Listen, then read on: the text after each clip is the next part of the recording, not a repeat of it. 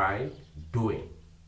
Ce qui est sûr, c'est qu'on va commencer par reproduire le tableau, puis on va progresser sur des fonctions de base de Excel avec, disons, des calculs, les moyennes, le minimum, le maximum, disons, les sommes, disons, totales, les rangs, les instructions, et on va terminer par le calcul des pourcentages et finir en beauté avec les graphiques.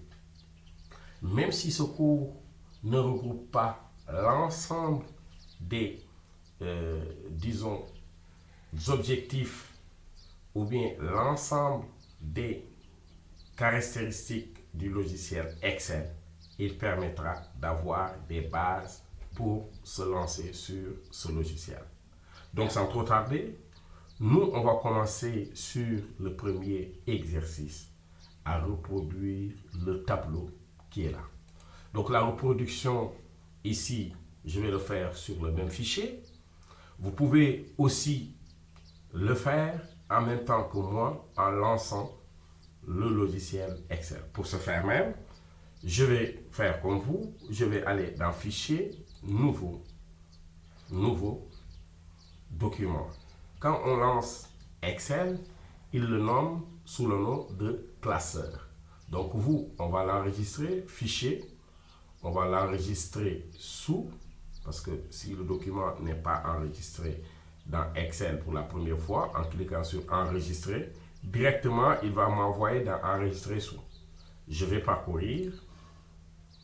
Dans le bureau, il y a un TP qui s'appelle TP Excel. Je l'ouvre et je l'enregistre dedans. Je l'appelle TP Excel, le même nom que mon dossier. Donc là, je l'enregistre. Maintenant, Excel est constitué de feuilles parce que l'élément qui est là, c'est un classeur. Et dans un classeur, on peut mettre plusieurs feuilles. Et on peut même aller plus loin en nommant nos feuilles. Donc ici, on va l'appeler, ici, le nom de la feuille. On va l'appeler, on double-clique dessus, on l'appelle reproduction tableau. Reproduction tableau. Hop. Donc, sur ce premier, on ne copie pas ni coller, mais on va y aller pour découvrir certaines choses. Donc, voici le fichier de travail, voici mon fichier Excel. Ça, je vais l'agrandir. Sur mon fichier Excel, je vais le mettre au-dessus pour pouvoir entrevoir ce qui se passe derrière. Mais vous, comme vous avez la projection devant vous, vous n'aurez pas besoin de faire comme moi. Donc ici, l'idée, c'est vraiment de reproduire ce tableau-là. Mais si vous regardez bien, ce tableau, on va le faire, disons, pas à pas. Ici, si vous regardez sur la première ligne qui est là, on voit bel et bien que cette ligne, les cellules qu'on avait déjà vues à l'introduction, sont fusionnées. Et à l'intérieur, on a un texte qui s'appelle bilan mensuel de l'étudiant qui est centré. On a les mois janvier, février, mars, avril. Mais si vous regardez bien, ces mois aussi ont été fusionnés à partir de 3, disons, cellules. Et en bas, on a maintenant chaque rubrique sur chaque mois comme prévision, payer, épargne, ainsi de suite. Sans trop tarder, je vais ouvrir mon fichier Excel et on va commencer par saisir. Ici, on met bilan sur la première cellule avant de fusionner. Bilan mensuel, étudiant. C'est bon, je fais CTRL S ou je clique ici pour l'enregistrer. Pas là-bas, où je clique ici pour l'enregistrer. Donc pour fusionner, si vous regardez ici, il va jusqu'à la, disons, jusqu'à la colonne M de la cellule 1. Donc je sélectionne pour reproduire la même chose ici. Pour reproduire la même chose, je sélectionne cette ligne jusqu'à la colonne M.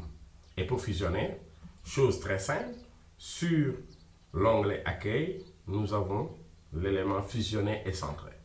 Donc là, je le fusionne et je le centre. On voit que mon texte est déjà centré dans cette cellule. Donc ici, je vais faire pareil. On laisse la première colonne, mais si vous regardez janvier, il est là, sur les 3 colonnes. Je le fusionne et là, je mets janvier. Je fais pareil pour celui-là. Je fusionne les 3 autres colonnes suivantes. Donc là, hop, je confonds toujours les deux. Parce que là, c'est son tableau. Je le fusionne. Je mets février. Je continue toujours les 3 colonnes. Je le fusionne. Je mets mars. Et là, les 3 suivants, je mets avril. Je les fusionne d'abord avant de mettre avril. Le plus difficile dans ce tableau reste la fusion. Donc là, avril. Une fois que j'ai ces éléments, en bas, nous avons 3 mentions, prévision, payer et épargne. Si vous regardez bien, on va commencer sous janvier. La première ligne de janvier que dans la colonne ici indiquée est là. On met prévision. On va sur la deuxième colonne, on met payer. Et on va sur la troisième colonne, on met épargne.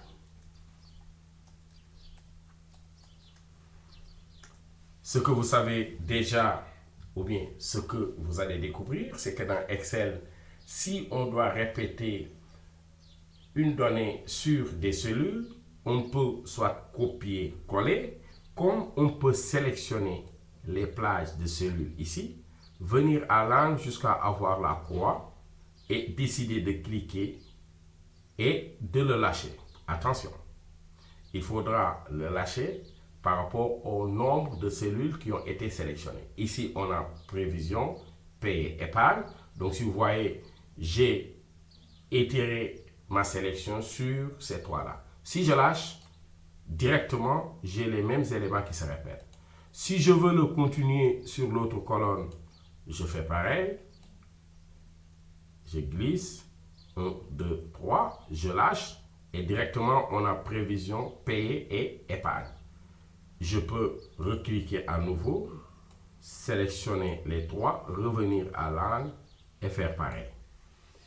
Donc, on a nos 3 mentions. Donc, ce qui reste ici, c'est, disons, les activités, telles que le ticket ou bien les tickets de restaurant, ticket restaurant,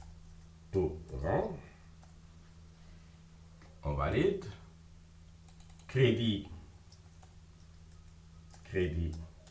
téléphone,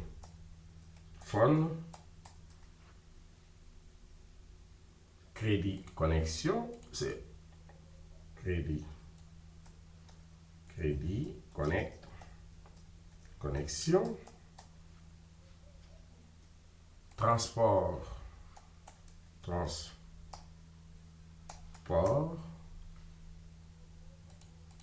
habillement,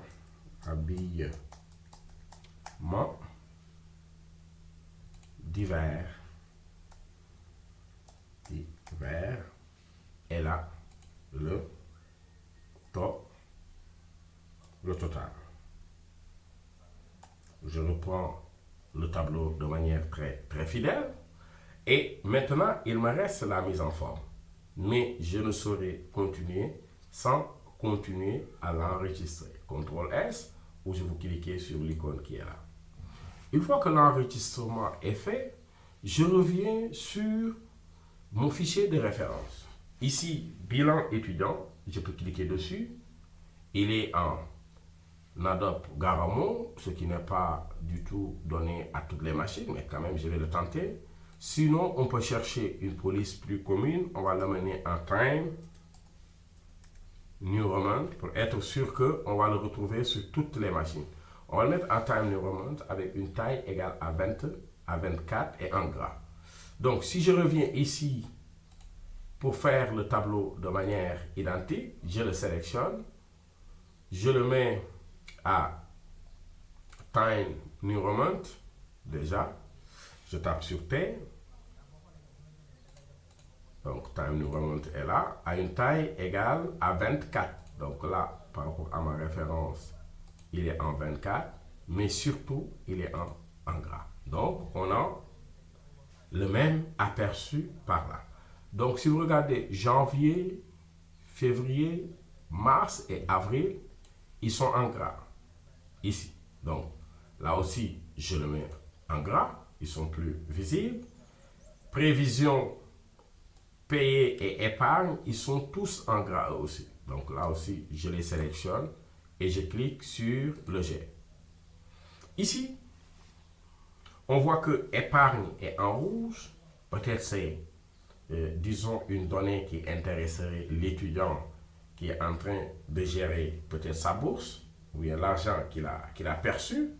Ici, je vais sélectionner la cellule épargne et je vais changer sa couleur d'écriture. Ici, c'est du rouge. Par défaut, j'ai la couleur noire, donc je le mets en rouge.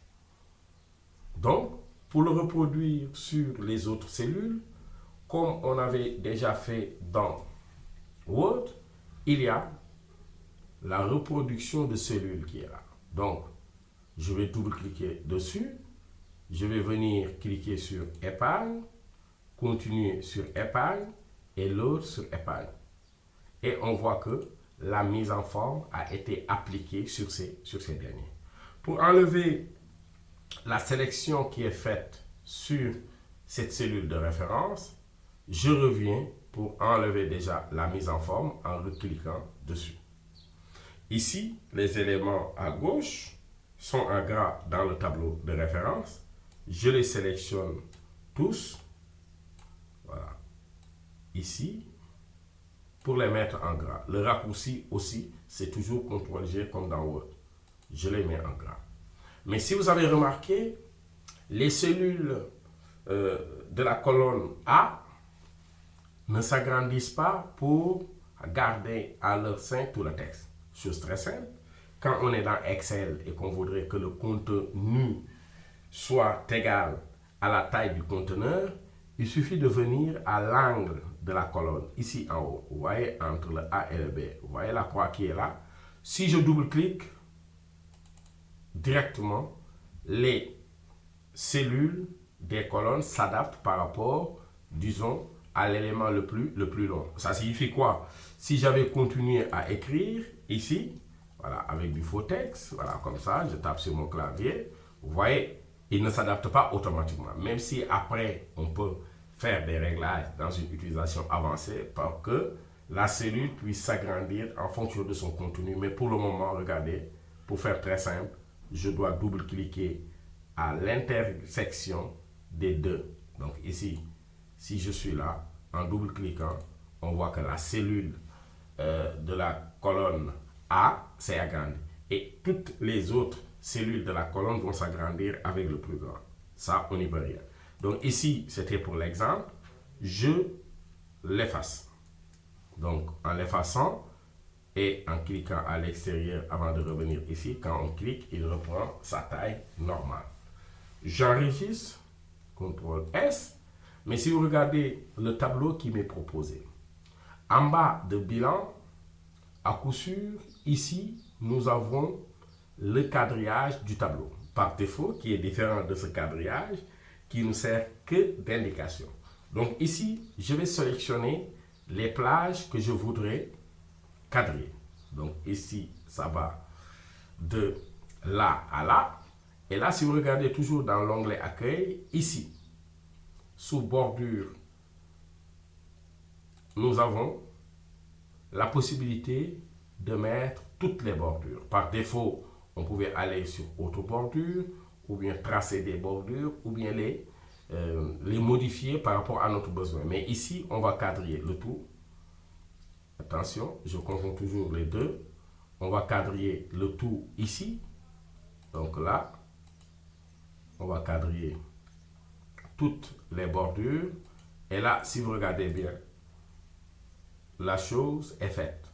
Maintenant, ici aussi, si vous regardez bien, les éléments qui sont là sont tous centrés. Donc, je vais sélectionner cette ligne, là, de là à là, je vais les sélectionner. Et pour les centrer, toujours dans l'onglet Accueil, nous avons la possibilité de le centrer, disons, le contenu. Voici le travail qui m'est demandé par rapport à ce premier tableau que je vais devoir enregistrer en faisant un CTRL S ou bien en appuyant sur ce bouton.